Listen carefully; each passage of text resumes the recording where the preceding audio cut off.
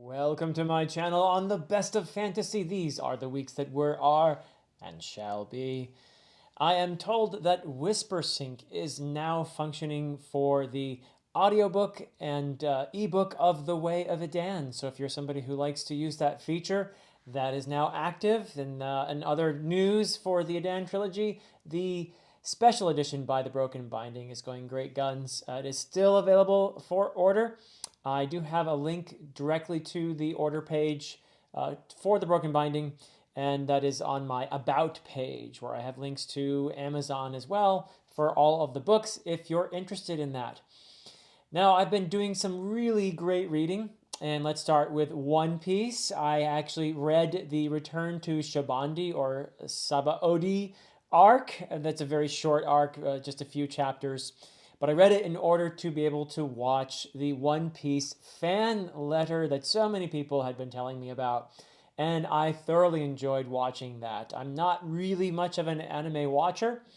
I've only watched episodes here and there. I watched the G8 arc and just random episodes here and there of things that people thought I might enjoy. But I did watch this One Piece fan letter, and it was really special. It was a different perspective that was offered there, as many people have indicated. I might talk about it in my next One Piece video a bit when I do talk about Fishman Island. That is something I want to read and ideally have the video out in sometime in December, probably late in the month, as my last One Piece video of 2024. But what a year it's been for One Piece for me. I've just thoroughly enjoyed myself. But yeah, that One Piece fan letter was really a delight. I'm so glad that people encouraged me to watch that, because getting that different perspective, the everyday person perspective on events, big events that have happened within the series is special, because what you realize there is that everybody has dreams. It's not just the main larger than life characters, it's everyone. And that includes you and me. That includes ordinary people, the people who are reading One Piece. I feel like the ordinary folks who were in the One Piece fan letter were kind of stand-ins in a way for us. They're people with their own stories, with their own dreams, and that is something that comes through beautifully in One Piece, which is a series that handles the theme of following one's dreams more beautifully than I've seen anywhere else. It's just such a wonderful story in that regard. But yes, I will be continuing to read the manga and hopefully finish Fishman Island and get my thoughts out on that at some point in December. I have also finished reading Of War and Ruin by Ryan Cahill. This is the third full-length novel in The Bound and the Broken. And it is, as you can see, a brick of a book. I could probably break a window with this pretty easily, tie a note to it. And I don't know why I would do that, but it's a wonderful book. I think that Ryan Cahill really found his stride in Of War and Ruin. Now, if you're somebody who bounced off of the first book for whatever reason, I think you would be impressed by what he does in Of War and Ruin. I just think that he did some things really well. Now, he was already a great storyteller, in my opinion. But I think in Of War and Ruin, what I loved the most was how much time he spent with the quiet moments, giving us character development, strengthening the relationships between the characters, getting me more invested in the characters, to the point where I jokingly wrote to Ryan that I was going to send him my dentist bill, because I was grinding my teeth in worry over the fate of these characters that he had gotten me so attached to in this book. And yes, there's a lot of action, obviously, as well. But yeah, it's really well done. And I hope that I will be talking with John from Talking Story and Christopher Navo and Mike. And Ryan has also indicated that he would be willing to chat with us as well. So that is something that's not really scheduled or set up yet, but hopefully will be happening at some point. If not in December, then hopefully early in 2025. But I am just so glad to be reading The Bound and the Broken. And now, well, I do have the ice. I still haven't read the last novella that's out. So I will be reading that. And then I'll be like so many other people, waiting for the next book in the series, book 4, which is, I think Ryan has indicated on social media that he's nearly done. So maybe I have good timing for once in my life. But yes, that was a delight. I really enjoyed that. And the scale of everything just got bigger. It is a bigger book, so obviously there's room for it. but he really pulled it off really well. There's a lot of different threads happening in Of War and Ruin, and he manages to bind them all together meaningfully.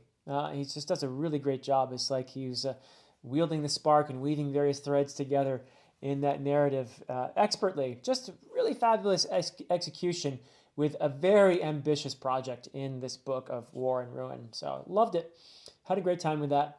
I'm now in the midst of The Great Ordeal by R. Scott Baker. Now this writer is just among the very best in the business when it comes to gorgeous, fantastic, complex writing that is provocative, that is thought-provoking, that transports me to another world. Unfortunately for me, the world that he transports me to is the bleakest place I've ever seen in my life. And I still can't help myself but to just read through this because he's just that good. I mean, R. Scott Baker is brilliant. And I don't think it's a big secret that a huge part of what he's doing in the Second Apocalypse series is exploring whether or not humans have free will. And the fact of the matter is, I don't think that R. Scott Baker believes that we have any free will. That's probably a safe thing to say, that we don't have any free will. In this world, we certainly don't. And it's so depressing. It's not only that we don't have free will, but essentially we are slugs that are stuck in a track that has been laid for us since the beginning of time. And we have no ability as these little slimy slugs crawling along to do anything different from that track that is laid out before us. It's kind of dismal and sad, and yet it's such a compelling story. And maybe, I don't know, maybe R. Scott Baker is right. We don't have any free will. I'm not sure I really want to dwell on that too much. I prefer to live my life with the delusion, if it's a delusion, but I prefer to live my life with the idea that I do have some say in what I am and what I become and where I go and who I'm with and all that stuff. I would prefer to think that. I miss a little bit of hope, honestly. The thing that is really missing, I can't say that it's entirely lacking in beauty because R. Scott Baker is just that good of a writer, and there are moments of beauty in the series. But it is really a hopeless story. It is a story without hope in many ways. In terms of its view of humanity, so far at least, I mean, this is, maybe he'll surprise me in the last book. Who knows? But The Great Ordeal is the second to last book in the series. So I don't know. I'm not feeling that he's going to surprise me, and suddenly there'll be a ray of hope and like a la Lord of the Rings or something like that. He's been subverting Lord of the Rings all along here. So I'm not holding my breath for a eucatastrophe or something like that in this. But man, I'm glad I'm reading it. I don't know if I'll ever be able to say he's one of my favorites of all time. I admire his writing more than I admire 99% of the authors I've read. I mean, he's just that good. But I really do want some hope in my story. I want more beauty. I want more. I want more empathy and compassion.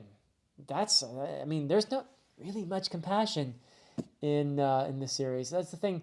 A lot of people compare Malazan to the Second Apocalypse, and I don't think it's okay. In some ways, it's a good comparison because both Stephen Erickson and R. Scott Baker are incredibly gifted writers, and they're both Canadian. Does it go much beyond? It's fantasy, I guess we could say that. But the fact of the matter is, Erickson is exploring empathy and compassion and different facets of it and different ways in which those things manifest in the world and ways in which they can allow us to transcend our humanity or what Baker so brilliantly portrays as our humanity in here as being fundamentally selfish and disgusting. Malazan gives us moments of beauty where we transcend that, and you don't get that in the Second Apocalypse. It is just here's a mirror, folks, and it's not pretty what you're going to see in that mirror. So yeah, I'm compelled by this writing. Am I enjoying reading The Great Ordeal? I don't know if enjoy is the right word in this case. I find it challenging. I find it brilliant. I find it compelling, for sure. And I'm also reading Bernard Cornwell's The Last Kingdom. And, this is right up my alley. I love this so far. I read it a long time ago, and long enough ago that I really can't remember much about it, except that I did enjoy it.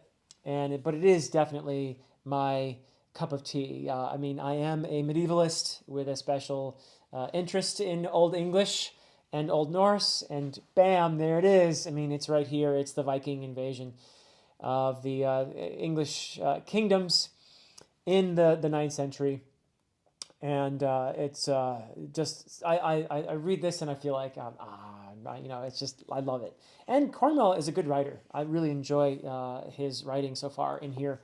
And I intend to read more Cornwell in 2025 as well, the Warlord Chronicles specifically. And I probably will eventually follow up The Last Kingdom because I know this is part of a much longer series as well. And if I really love this, I may have to keep reading in the series. But yeah, I just love the period. It is something that I know intimately, and I enjoy Cornwell's depiction of it very much so far. The voice, it's a first-person narration, and the voice of it is just really well done. So I'm having a good time with that. And then I'm going to be reading, very excited to get back to The Wars of Light and Shadow by Janny Wirtz. And I say we, that is to say, I'm discussing this along with AP Canavan and Joanna. Oh, I forgot to mention that with the R. Scott Baker, I will be talking with Joanna very soon about The Great Ordeal. And for The Last Kingdom, I will be talking with the Quilluminati over at Brian Bell's channel. And that is on the 11th. And let's see if I can remember what time. I think it's 7 or 8. I think it's 8, actually, Eastern time. At 8 p.m. Eastern time on the 11th. I know it's the 11th, but approximately then. So yeah, we're going to have a chat on The Last Kingdom. That's a Quilluminati read. I can't believe I forgot to mention that. But yes, back to Jenny Wirtz, The Traitor and Traitor's Not Here. This is the 7th book in The Wars of Light and Shadow. And I've been discussing the series with Joanna and with AP. And I'm guessing that, I haven't actually even spoken to Joanna yet about when she's picking it up. I did chat with AP, who, by the way, is going to be back on YouTube very soon. He's had a very busy time. But A Critical Dragon is making a comeback soon, which is good for me because a fella needs his nemesis, after all. But I will be talking with him and with Joanna about this at some point. I'm guessing it might happen in January. We'll see. And very much looking forward to getting back to this fantastic world that Jenny Wirtz has crafted, that she has woven for us. One of the most intricate examples of world building, and also some of the deepest, most beautiful writing you can ask for. This is the kind of, I think this is, in contrast to R. Scott Baker's writing, this is more my thing, I think. I prefer the transcendent, the sense of wonder and beauty with, yes, there's peril, and there's a lot of ugliness. And I mean, there are some battles in here where Johnny Wirtz doesn't pull punches, and it gets downright horrific. But there's also a balancing beauty and as I said, wonder and joy and compassion. Yes, it's all in here, and I love it for that. I feel happier when when I'm reading Wars of Light and Shadow, even though bad things happen in here too. I feel a sense of not just immersion, but of elevation when I read Jenny Wirtz's books. And that is something I really appreciate because this is transcendent fantasy, Jenny Wirtz's writing. Speaking of transcendent, I will be following that up. I am going to make this happen with the Tales of Earthsea and the Other Wind, which is the last bit of Earthsea that I need to finish before I make my Guide to Earthsea video that I've been talking about for a long time. And I'm excited. And I'll probably be chatting about at least the Other Wind with some friends in January as well.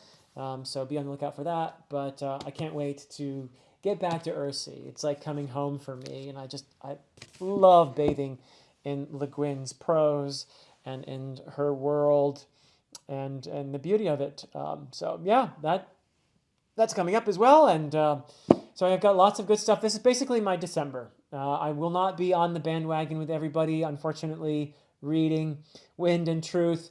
I did not get to, it's all on me, but I did not get to the fourth book in the Stormlight Archive, which is, of course, Rhythm of War. I will read it at some point just because I want to be in the know. I want to experience that story. And I really did enjoy the first two books a lot in Stormlight Archive. So yeah, I need to read book 4 so that I can eventually read the 5th book. But yeah, that'll happen. I just won't be part of the big, huge party that's going on right now. And that's something I'm used to, is being out in the cold while everyone else is having a great time. But don't feel too sorry for me, because I will be reading some great books in December. So yes, and I'll be up to other things as well. I did have a really great time chatting with Britton from Some Okie Dude for Dear Dr. Fantasy. That was a load of fun. And I have some other episodes of Dear Dr. Fantasy coming up, and that will include one with Jake from Nerd Level Rising, and also one with Michael from Kronk the Book Guy. So yeah, some two great fellas there, and I'm looking forward to chatting with both of them. And I will be making some videos here in December, stuff that, the standard kind of year-end stuff, but I think I'll be putting my own twist on these things, as I try to do usually. I do want to put out a video that is essentially what I plan to do in 2025 kind of thing. And I have some ideas about where I'd like to take the channel. And I would like to share those ideas with you. And also talk about what I'm going to read in 2025 and try to be more realistic this time. I've been doing this for nearly 5 years, and every single year I am a little too optimistic about what I'm actually going to read for the channel. So I need to be reining that, learning at some point. You would think at my age that I would begin to learn something. But I'm just like a kid in a candy store when it comes to all these books. And it's hard for me to settle on this or that. But I'm going to try to be as realistic as I can with my 2025 ambitions. And I have hopefully some ideas that people are going to enjoy for 2025 and keep things going strong for this channel, for the best of fantasy. So I'm excited for what's around the corner. But yeah, I'll be sharing all my plans. And I'm also going to release a best of 2024 video. Of course I'm going to do that. The reads that had the most impact on me. The ones that moved me emotionally or provoked me intellectually or changed my worldview in some way or gave me a vision that I had never previously seen. I'm going to talk about that. I don't like to narrow it to 10, my top 10 or whatever. I'm just going to talk about the ones that really spoke to me, the ones that resonated in ways that I just have to shout about. And so that's what I'm going to do. I'm going to talk about my favorite reads of 2024. I won't rank them or anything like that. And I won't limit it to a certain number. It's going to be whatever it is. And so that's just the chaotic way that I do that, the way I handle that. And also I want to tell everybody that I'm going to be on the channel Shelf Esteem with Nick Hill. And Nick Hill and I had a great time chatting with on Dear Dr. Fantasy earlier. And I'm going to be chatting with him over on his channel, Shelf Esteem. And we have a really big announcement that we're going to share with everybody. It's going to be a live stream on Sunday at 1 o'clock p.m. Eastern Time. So Sunday, this coming Sunday, that is tomorrow at 1 o'clock Eastern Time. Big announcement that I want to share, a collaboration that I'm doing with Nikhil. And the fact that he is a composer, a very accomplished composer at that, might tell you something about the project that we are going to be collaborating on.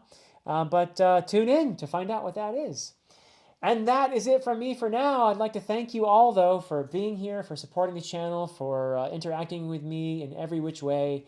It's just so fun to be on this platform and have this opportunity to grow in my reading and get so many great ideas and share some of my own experiences. Until next time.